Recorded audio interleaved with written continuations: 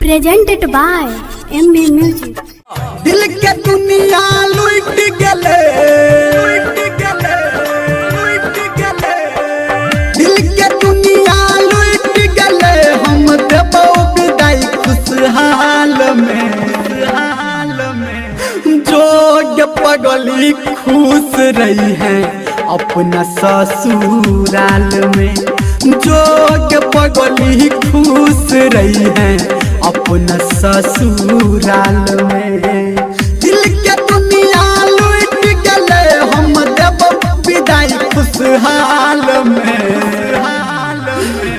जोग पगली खुश रही है अपना ससुराल में, जोग पगली खुश रही है अपना ससुराल में,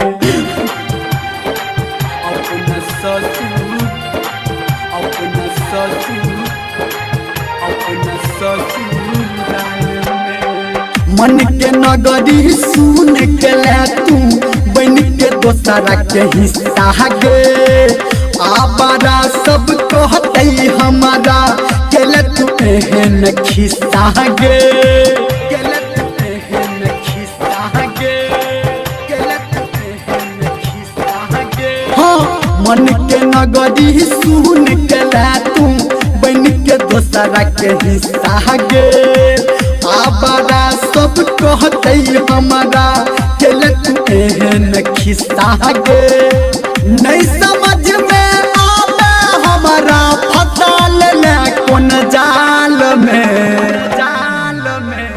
जोग पगली खुश रही है अपना ससुराल में, जोग पगली खुश रही है अपना ससुराल में, अपना ससुराल में, अपना ससुर, अपना ससुर, अपना ससुराल में। Presented by Yashraj record. उन कसूर पे हमारा से रानी भागल तू खा भागे, हाथ में मेहंदी रचा के अपना कह दल तू साफा गे, कह दल तू साफा गे, कह दल तू साफा गे।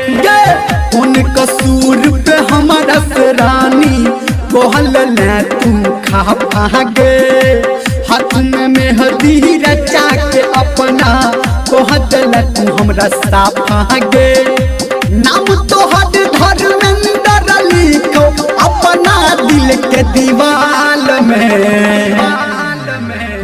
जोग पगली खुश रही है अपना ससुराल में, जोग पगली खुश रही है अपना ससुराल में।